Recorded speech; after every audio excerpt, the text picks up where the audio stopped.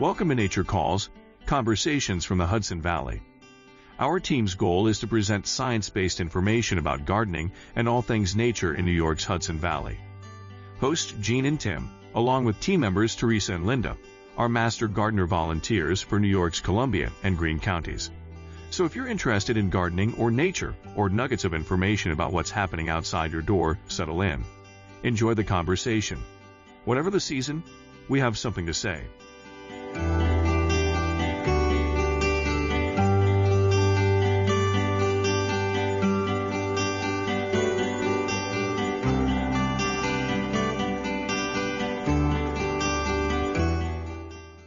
Hi, I'm Tim Kennelty. Hi, I'm Jean Thomas. And welcome to another edition of Nature Calls, Conversations from the Hudson Valley.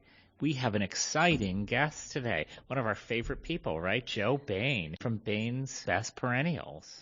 He's a wholesale grower, so you can't go to his place, but you can go to any of the retailers that he supplies. And it's the perfect time of year because it's officially spring, right? Yay. It's officially spring. So we're really going to start thinking about planting perennials. Yeah, Joe is really a perennial expert, so we're going to talk to him all about his favorites and how he grows them and what's really a durable perennial and native perennials and all of that good stuff. Joe knows more than anybody I know about perennials. In fact, he's even taught some of the Master Gardener classes and is always very generous to the Master Gardeners. And also in this episode, we have another edition of my Good Plant, Bad Plant. So today's topics are Monarda and stiltgrass. Yeah, you probably have Monarda and stiltgrass in your property, Oh, right? no doubt. I like them both, unfortunately. Oh, that's bad. That's bad. Monarda is like one of my favorite plants because it's in the mint family, so nobody eats it. Mm-hmm. It's an amazing pollinator plant, and the hummingbirds love it as well. I have a hummingbird that comes to my house and visits one particular Monarda flower in front of my porch, and I sit and watch him go from one little floret to another. And then the bad plant is Japanese stiltgrass, which some people don't even know they have it, but it's a really bad invasive plant. So hopefully people will learn a little bit about that as well. Yeah, it's another one of those seductive, sneak-in kind of invasives. It does sneak in. The seeds sneak in on the tires of lawnmowers and on cars. I always say know your foe as far as invasive, so this is one you really want to know about. Also in this episode is another edition of Hits and Myths. I love hits and myths because I always think that some of these things are true and some of them are not. It's about the woolly bear caterpillar. The famous woolly bear. Everybody is an expert on them. Yeah. And they will come racing to you and announce that because of whatever it's doing that week, it has predicted the weather. And the question is, does it predict the weather? I don't even think weathermen can predict the weather, so I don't know about woolly bears, right? Yeah. This edition also goes into the actual life cycle of the woolly bear and its other phases. Yeah, I've always wondered about that, so I think this is going to be a really great one. I'm looking forward to it.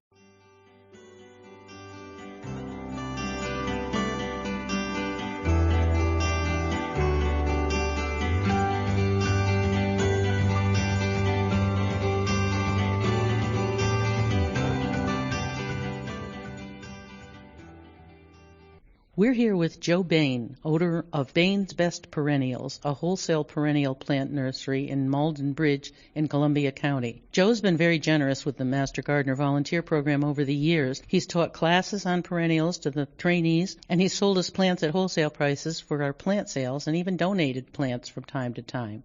Welcome, Joe. It's a pleasure to spend some time with you. Thanks for coming in to help us learn more about perennials. Let's start with a little history.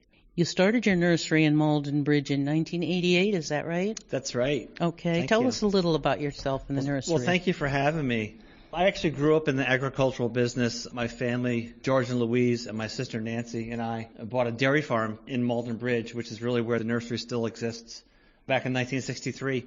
So was raised in agriculture and saw everybody get their feet on the floor at 5:30 in the morning to do milking and all that stuff. And so they milked the farm from 63 to July of 69, and they sold the farm off on that side of the street, and we moved over to what would be the eastern side of Route 66, and that's where my nursery is today. But yeah, so just lots of livestock and agriculture, and then I slid over into the plant business, which is a little bit more easily maintained than livestock. Why did you choose perennials? Perennials have always been kind of suited to my personality busy in the spring, summer, and the fall, and then completely relaxed for the winter. That lifestyle was kind of my lifestyle. And then as you study plants, trees, shrubs, lichens, whatever it might be, you realize that, oh, these plants are beautiful and they're completely in sync with my own life. Yeah. I'm happy it's a beauty thing, Joe, and it's not just about your lifestyle. You would have, like, feet of clay. I would have been upset with you. It definitely is a beauty thing. There's no question. But it's a wholesale business. You don't sell retail, right? Exactly right. We're wholesale, so we're farm to the landscape trade, who then install into homeowners. So you're usually dealing with landscape designers and people like that? Exactly. Yep. Extensive plant lists. People come and pick up with their trailers and trucks. So when I come into your nursery, there's so many perennials. How many perennials do you have that you usually grow? I think right now we're about 480 types, and the normal inventory runs somewhere between 21,000 and 28,000. Wow, that's amazing. And it's interesting that the sales and the production basically are almost the same, so that number actually never changes. Oh. We don't ever plummet down to real low or extremely high. There's this natural balance that.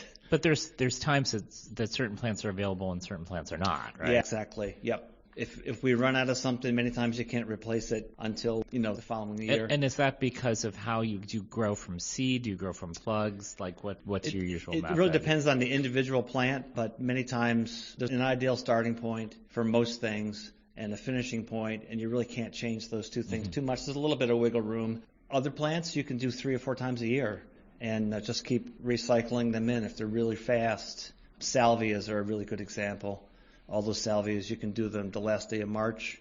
You can do them every 6 or 8 weeks into pots. But your heavy planting season is what, like February, March, April? We plant from probably the last couple of days of March right through October. There's not a week that goes by or day that goes by that we're not. Do you do more plugs than seed? So we do plants from our own seed in that one small greenhouse as much as we can. A lot of things come easily from seed. And then everything else that's cuttings we'll purchase, but it comes in as a plug. Right. And then also bare roots. Bare roots are bare tremendous root, amount. yeah. Springtime. Yep. There's a certain point where when you get into the middle or late May, you want to be done with your bare roots, have those in pots.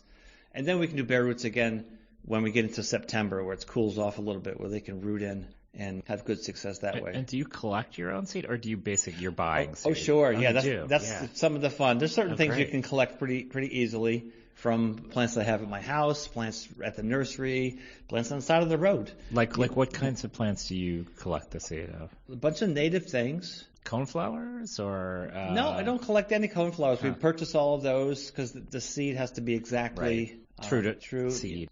Yeah, there's a whole host of things. Rebecchias, asters from the side of the road, Eupatorium, Hyssopifoliums, Heterotheca villosa, which is really hard to find. What is that? Heterotheca is actually a golden aster. Oh, It grows okay. a good 4.5 feet tall. And Does it look like a goldenrod to the casual eye? It looks like an aster that's completely yellow. I got to make a note. Got that plant that you've planted. You sold Tim it. got some last time you were there. It's right. super rugged, right? It's Super crazy rugged, that's Oh. right. Yes. So when I drive along the county roads and I see a crazy person picking seed, that's you, right? Probably. There's a lot of crazy people That's out there. true. That's true. I don't. But in the fall, I do carry a pair of scissors and paper bags in my Yeah. car. We do that too. And notations. Okay, so now here's the question. Do you Sure. keep all your seeds in a candy box or a canning jar? Things like I do. Oh, sure. Yeah. They get cleaned and sorted, labeled. Oh, and I put don't in the- do that And part. put in the fridge. Oh, yeah, I do Right. that with a Yeah. lot of them. You do need to label them as to what they are because you Yeah. think you'll remember what this is. And so the date you collect it and what it is, that's really all you Yeah. need. And how do you clean. even sort through what you're going to plant, what you're going to buy? Like, how do you decide what's on your list? That's what we do in the middle of the winter. And of course, over the course of the year, all my landscape customers, gardeners are coming and going, and we're having conversations. And many times they'll go like, "Oh, you need to grow this. Today is really great. I love Fashion. this plant, and I can't find it." Yes, it's very fashion. So I've learned to take those notes, just really quick, scribble it down, pin it back on the board. So there's kind of plants that are in this year? Sure. Yeah. Yep. So People what's the most requested this year? Do you have? I want to know what it is. There's a 'cause peony I I'm want to lusting after. Yeah. Is there something that people have been going crazy over this year, or just bunch of different It's things. a real broad spectrum. I can't think of anything off the top of my head. I have to go to my notes. Because it's really overwhelming as to how much stuff comes at you. I know all I've the been trying to time. convince Joe to plant more goldenrod, solidago, and he's just resistant, you know? Well, I can understand that. It's the best. It's a great plant. Has it become a noxious weed in England where they grow it on purpose? It can be really aggressive. Yeah, there are Depending on different the types, types. but I'm going to just defend goldenrod here. Fine. There's many varieties of it that are great. Of course, it has to sell. So Right, that's- that you come little in thing, and buy right. 3 pots of something I have 100 of, and then Yeah. those of the 97 sit and become weedy. And I so want to know forth. how you keep But everything watered in the summer, because that must be a huge challenge, right? This last year was super easy because it seemed like yeah. it rained every Yeah. third or fourth day. Not so much that it was a real problem, but we have an automatic irrigation system. It's in now 3 different zones, and it clicks on every other day. Runs from 2 in the morning till 6 in the morning. I get there, I never see it turned on. Oh, so you don't, do you hand water as well? Oh, sure, especially in brand new things. Oh, the babies. Absolutely. Yeah. Once a baby goes into a pot, Yep. and then it's usually on a wagon, so it's got to get watered, and then we park it off someplace, and they root in 3 or 4 weeks out there on the wagon, so you have to go back to the wagons because we don't have irrigation out there. And once it's ready, once it's full, then it goes into the nursery. It's kind of a finished product. So it's the pre-nursery nursery. There you go. Yeah, kind of right. Yeah. And you probably have more people working with you in the summer than, say, at this time of year, right? Yeah, exactly. Nobody's here with me now. But springtime, there's 6 or 7 of us, plus myself. And then in the summer, they kind of all disperse out into other jobs. And I'll usually run the place with just myself and 2 people each day. And, of course, your dogs, right? The dogs The are famous mascots. the dogs. The mascots. Well, Come Ginger on. was the original. Yeah, she was the Ginger's original great. corgi. And now I've got those 2 terrors, Johnny and June. So we're building a pen for them because they are too rambunctious. See, this is the reason why I go to Joe's place. Oh, a not for the corgi is worth the perennials. trip from anywhere. Yeah, Well, now absolutely. Ginger's famous. She's been immortalized in our cookbook. We got the Page. ginger soup. Let me ask you something. I always wonder, at the end of the year, I know you have kind of a sale at the end of the year, but do you overwinter some of your plants? Oh, my too? goodness, yes. Yeah. Yeah, we're probably sitting on about, I would say, somewhere north of 21,000. It never drops below, kind of around that figure. And how do year-round. you do that? How do you overwin your plants? So, it's basically just like in your garden. Everything gets cut back. In this case, it's in pots. They all get pushed together into these beds. It's a concrete block in configuration with ground cover under it. And so they all get put together. They all get counted. And then it's a microfoam overwintering blanket gets put on top, and then 2 layers of white plastic. Yeah. So it's this little short bed that's about 10 inches tall. 10 feet wide by 60 feet long. And do you lose plants in the spring? I mean, some? The only time we lose plants is really from the rodents. There's 3 things out there, the moles, the voles, and the field mice. They're all active all winter, which I still can't believe. Everything else seems to hibernate. Why not you guys? Yeah. But they are out there, and they're looking for... And they eat the entire plant, or they just... It's really funny. I've learned now to... all depending on the exact plant, but many times they'll tunnel in from the bottom and just eat the root system, but the crown will still be there. So it's a mess, and it doesn't happen often, but you can kind of just pick the plants out, pick the crowns out, clean it, and just repot and just reset the plug back in there, and it'll reroot. So you really don't lose the plant. You just have to lose put that, time. Yeah, you need to be really as efficient as you can with your time. Have you found that there are more gardeners and you have more activity with COVID? COVID really jumped things. I think the first year, which would have been 2020, we went up 30%. Just because more overall. people are out in their gardens. Exactly. Wow. All these people that never gardened before, or most of them hiring gardeners. Yeah. They weren't necessarily do it themselves, but it was quite a surprise. Yeah. Now, this brings a question to mind that we should have asked earlier on. Let's do a definition of a perennial. We're happily chortling and talking about perennials, but our listeners don't necessarily know what the definition is. Sure. Yeah. So perennials, it's kind of easy. It's your lawn. Your lawn's a perennial. My dad used to joke that all these ornamental flowering plants are just educated weeds. It's true. That's a great definition. It's really, really kind of nails it. They're just educated weeds. And perennials are plants that die down to the ground and come back next spring. And some are woody and some are not, right? Right. Most everything we grow almost everything is herbaceous. So that means that they're dying right to the top of the ground, and all their live buds and so forth are sitting there ready to go. So you have these amazing plants that are incredibly healthy, and if I were out there and I wanted to buy your plants, I'd have to have a garden designer, right?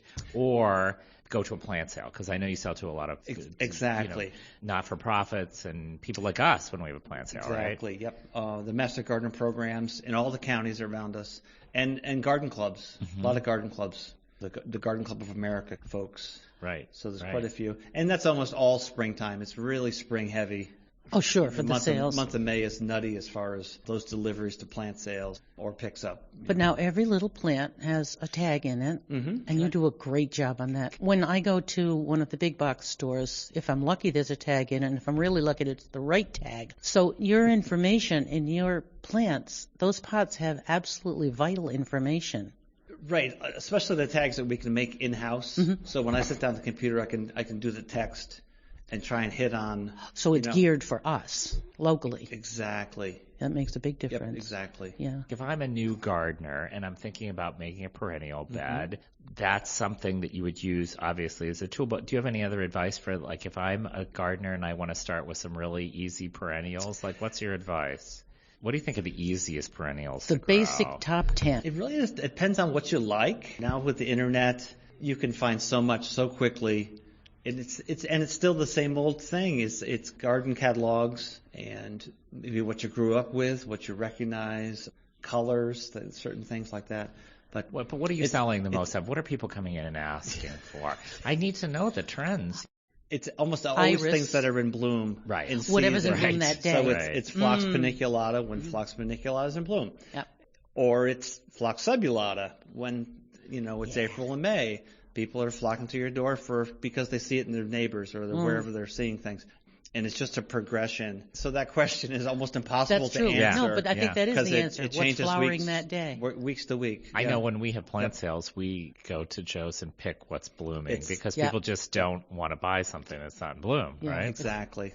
What about deer-resistant plants? I mean, did you get a lot of questions about that? All the time. Yeah. Yep. And I used to kind of have a sort of list, way back in college. So my college I went to BCC over in Pittsfield. I took a skip year out of high school and studied environmental sciences. And that's when I learned that all of these things have names, which I never had actually realized that every plant has a name. And then a couple of years after that, I went to Farmingdale for horticulture and then off to Cornell for 2 more years after that. So what I learned, I think, at Farmingdale was that deer-resistant plants are still ferns, ornamental grasses, and silver-foliaged plants. And after that, there is no rule. Right. They eat whatever is. They ate my peonies one year. Yeah. Yes. I think a lot of times it's the little ones, as mama, mom and 2 or 3 are going through your yard. The little ones are taste testing, exactly. But what about like mints? We're fenced off. Right, we have a 7-foot fence around the whole place because whatever they're not eating, they're walking on. Yes. So they leave their mark behind, so I got to clean that up. Never fails. So mountain mint or bee balm or something like that, they never seem to touch in my garden. But I don't know if you've found people tell you that they do. Tim, I rarely grow plants outside my nursery. Right. So I don't have the expertise as to what happens in a garden that's completely open. And it's difficult, but there's all those things. It's the rabbits, it's the woodchucks, it's the deer. Right. It's your neighbor's dog. It's It's a constant jungle out there. Yeah. What do we do about that? You just keep planting is what happens. Joe likes that. We just keep planting. You kind of have that moment of where you want to scream, and it's like, all right, let's just grow something else. And what about shade versus sun plants? I know you have a lot of shade plants. Like you have a lot of heucheras and a lot of beautiful shade plants. I mean, do you find that a lot of people come in and designers looking to do shade very gardens? Much, especially dry shade. So it's ferns, epimediums, hellebores. I adore epimediums. And there's so many. And they want to be daffodils. When you look at the plant flowers really close, they're just so cool. Yep. I've seen a couple that are really pushing their flowering more than the foliage. So I think we're going to find some really, really good. My list is getting really long over here, that will kind of wow you more because they're so subtle. Yep. Well, and I know that you have garden designers come in and ask you for specific plants, but are you in the winter looking at, oh, this is the epimedium, this is the new one that's out there? Sure. And that, I mean, so you're looking at catalogs and things like sometimes that? it might be, you can see it this year, but it may not be available, Yep. in the pipeline as far as Right. propagation. So you kind of have to keep that notation, and then eventually it'll pop up on somebody's list somewhere, a propagator that's growing it, where you can buy it in volume. And I know, I'm kind of a crazy person about planting natives, and I know that you have a big selection of different native plants. Are you getting a call for that? Is that something that's My goodness, trending? yes. Yeah, we got drugged down that road about 10 years ago where people come in looking for goldenrods. And I'm like, you must be out of your mind because it's everywhere. Right. But they want specific ones that are maybe a little more ornamental, white ones and so forth. Asters, of course, have gone through the roof. Phlox, right? Oh, sure. Yeah. Yeah. And I know you have a lot of different cone flowers and a lot of different bee balm. It's been I won't say difficult, but unusual that for so many years, like, you go through hort school and you learn to grow all these cultivated things, so Right. cultivars of this, that, the next thing. And then the native thing came back, and like they don't want this echinacea that's cultivated Right. and crossed and Yeah, da. fancy They want colors. the original. So Right. now you have to go back and grow the original plants. Right. This kind of the straight plant, yeah. Right, Because exactly. they've done so much kind of somersaulting in their hybridizing that they've kind of hybridized out the pollen and all of that, right? In some cases, Yeah. sure. Yeah, again, Yeah. you have to talk about actual specifics Yeah. of plants, but What kind of percentage do you think of your plant stock now is more natives or native-ish? we try to use the term improved natives. Yeah. Oh, These things good. I still, like that. these things all are good pollinators. They Yeah. all still set seed. The birds still eat them. Yeah, it's not the exact plant that we started with 30 years ago, but the percentage, it's hard to say. Maybe 30%. Yeah, that's is if being in your nursery, that's what I would guess. And Yep. I mean, you really have a big selection of natives, and that helps a lot. yeah. And I mean, you don't necessarily identify them as natives. I noticed, like at the big box stores, they don't either. They just have those plants, maybe, as opposed to specialty nurseries that do. Right. Yeah, there are nurseries that do nothing but native plant.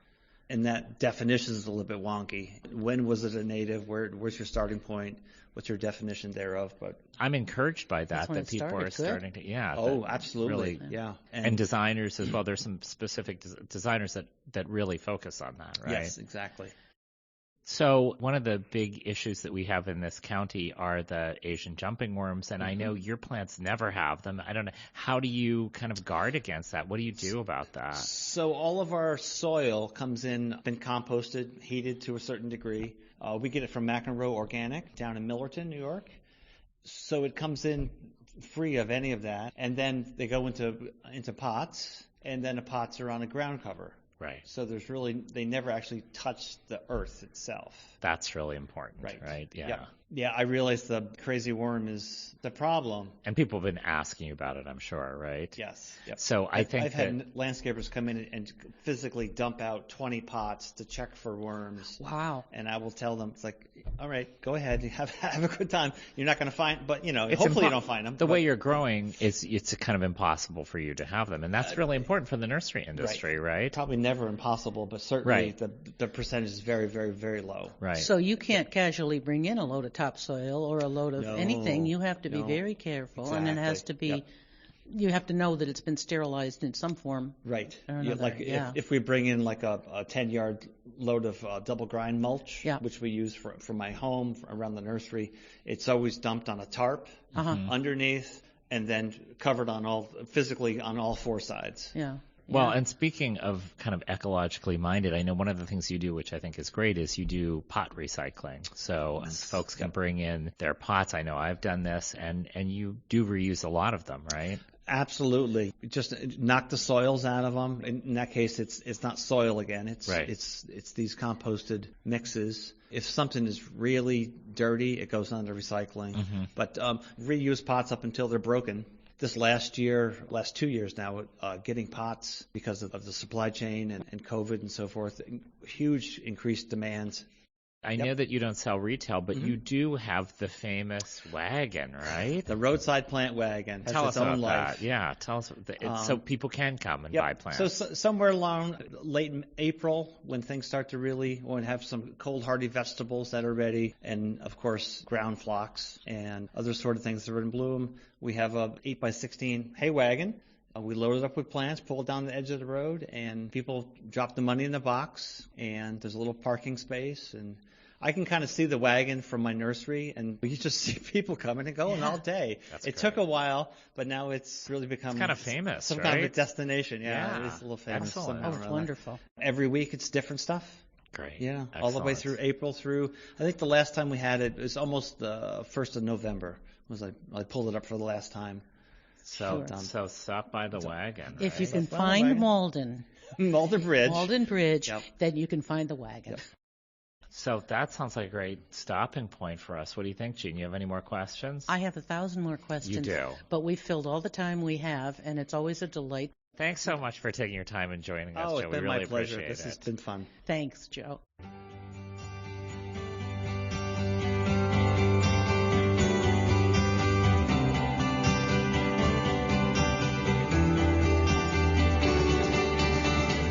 You're listening to Nature Calls, conversations from the Hudson Valley.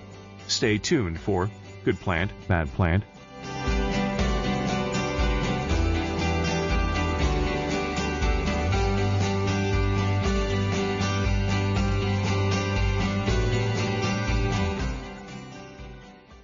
Welcome back to Good Plant, Bad Plant, where we focus on 2 plants per episode. One that is ecologically valuable, and one plant on the other end of the spectrum that is invasive or a noxious weed. Thus, Good Plant, Bad Plant. I'm your host, Tim Kennelty. In this episode, I'm going to talk about one of my favorite groups of plants, the Monardas. Monardas are a genus of flowering plants in the mint family. Most of the cultivars you can buy at your local nursery are one of either of 2 species native to the eastern United States, Monarda fistulosa, or wild bergamot, and Monarda didyma, or bee balm. And as the name implies, bee balm is an incredibly important pollinator plant. Monarda hybrids can be found in a wide assortment of sizes and colors, from dark red to vibrant pink to even a deep purple. And because they're members of the mint family, Monarda are really easy to care for, best grown in medium to wet, rich soil in full sun. Although Monarda fistulosa can take some drought. Monardas are clump-forming and spread well, but they're not too aggressive, and very easy to divide and transplant. 2 other great features are that they have a long bloom time, often up to 8 weeks in midsummer, and they're seldom bothered by rabbits or deer. But maybe most importantly, they are amazing pollinator flowers, often covered in a variety of bees and butterflies. To many species of swallowtails in my garden, they seem to be almost irresistible. They're also a big favorite with ruby-throated hummingbirds and hummingbird clearwing moths. I do a lot of photography in my garden, and one of the first flowers I head to when I'm looking for butterflies are Monardas. The only downside may be that some Monarda cultivars are more prone to mildew, especially as we get later into the season. I'm going to include with the transcript a link to Mount Cuba's website. Mount Cuba is an amazing online resource for native plants. I'm including a link to a trial they did of 40 cultivars of Monarda. The trial rated all kinds of characteristics like habitat, floral display, and disease resistance. This should make choosing the right Monarda for your garden that much easier. So for beautiful, long-blooming, carefree flowers that attract a wide range of pollinators, you really can't go wrong with Monardas. Okay, now for the bad plant. I don't know if you're like me, but there are some plants that just get under my skin. For me, one of those is Japanese stiltgrass. I just have a thing about this plant. And if you're not looking closely, you may not even know that you have it in your garden. But it seems to be ubiquitous in many people's yards and gardens. Japanese or Asian stiltgrass is an annual grass that's native to China, Japan, Korea, and India. And unlike many invasive plants that were brought to the U.S. intentionally, stiltgrass got established by accident. It's thought to have been introduced in 1919 in packing materials in a shipment of porcelain to Tennessee, and it's since spread to most of the eastern half of the United States. Stiltgrass is considered one of the most damaging invasive plant species in the country, It can spread rapidly because it thrives in a variety of light conditions, including deep shade. Each plant can produce up to 1,000 seeds, and the seeds are viable in the soil for up to 5 years. Stiltgrass is not preferred or frequently eaten by grazers like deer, goats, or horses, and it doesn't really have any natural enemies or controls. It's also thought to be allelopathic. In other words, it inhibits growth of seedlings of other plants. So all of those characteristics have allowed it to form, in many cases, these huge stands or monocultures that can negatively impact native plant diversity, reduce wildlife populations, and disrupt ecosystems. How do you know if you have stiltgrass? It emerges in the late spring to midsummer and has pale green, lance-shaped leaves with silver stripes, somewhat resembling bamboo. As for any invasive plant species, the best control is early detection. You can hand pull small infestations, but you may need to consider other methods if you have a large area of stiltgrass. I'm going to include some great links to help you both identify stiltgrass and get a handle on at least reducing it.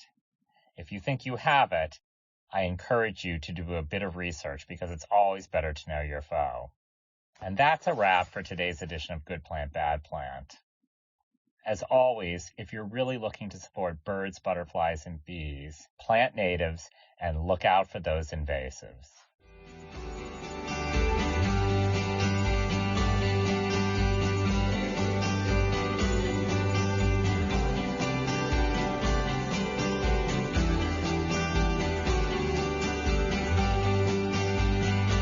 You're listening to Nature Calls, conversations from the Hudson Valley.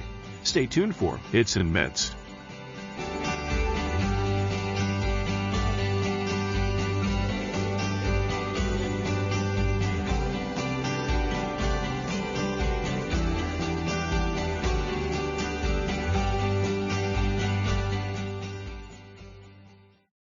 Welcome back to another episode of Hits and Myths. Have you heard people say something like, "Look at that woolly bear. Such broad bands of black, that means we're in for a tough winter." I have. The cute, fuzzy woolly bear caterpillars grow up to be Isabella tiger moths, an orange moth with a fuzzy leaf and small black spots on its wings and body. All butterflies and moths spend some time as caterpillars before becoming adult butterflies or moths. A quick detour. What makes butterflies different from moths? It's not really a scientific distinction, but a popular one.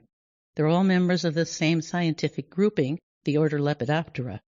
We tend to love the colorful ones who flit about during the day and are much less familiar with those who are active at night. So, in general, butterflies have larger, brightly colored wings and fly in the day. Moths are duller and fuzzier, have wings that are smaller compared to their thicker bodies, and fly at night. Also, butterflies often rest with their wings folded up so they touch. Moths tend to rest with their wings open to the sides. All butterflies and moths go through a metamorphosis when the caterpillar makes a cocoon or chrysalis about itself. And while the animal is inside, it changes from caterpillar to moth or butterfly, including growing wings. The silkworm, which is a moth caterpillar, not a worm, secretes the fiber to make its cocoon entirely from its own body. People turn that into silk. Other moths use bits of leaves or other stuff to help build their cocoons, and some do their metamorphosis underground. The woolly bears have 2 generations each year. Some hatch from their eggs in May and some in August. The caterpillars eat many kinds of leaves, including some garden plants, some weeds, and some true leaves. Woolly bears do all of their eating while they're caterpillars. The Isabella tiger moths do not eat. In the fall, the caterpillars look for a sheltered space to hibernate, like a gap in a rock pile. That's why you most often see them in the fall. They're on the move looking for a good spot. They hibernate as caterpillars, not in cocoons. They make their own antifreeze and will almost freeze solid. When spring comes, the woolly bears come out of their winter spots and make their cocoons. Inside the cocoon, they do their big transformation. When it leaves the cocoon as a moth, it has a short life remaining. The moths use their wings to find mates and lay eggs. So, can they predict the weather? It's a nice story, but no. How can we be sure? There are a few reasons. First, there's lots of color variation between caterpillars. If you collected a bunch of woolly bears You might see some with wide black bands and some with narrow black bands, but they're all going into the same winter. Second, the colors on each caterpillar changes as it eats different food, but they eat many kinds of plants, so the kind of color change is happening all the time for woolly bears. Woolly bears who are close neighbors might be changing foods in ways that make for opposite changes in color. Third, there are closely related species that are much more black or much more brown, so looking at those would throw off the prediction. Fourth, and possibly most important, the woolly bear's predicting weather myth is itself kind of woolly. Some versions say more black means a colder winter, some say just the opposite, and some say sort of related things, like caterpillars that are woollier are preparing for a colder winter. Basically, no one really wants to pin this down. It's just a fun superstition that's not meant to be taken seriously. We'll find another myth for the next time around.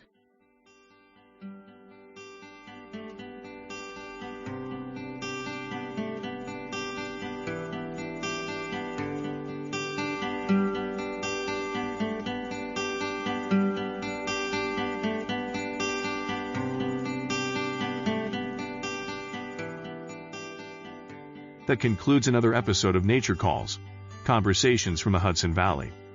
We would like to thank Sandra Linnell and Devin Connolly from Cornell Cooperative Extension of Columbia and Greene Counties for production support.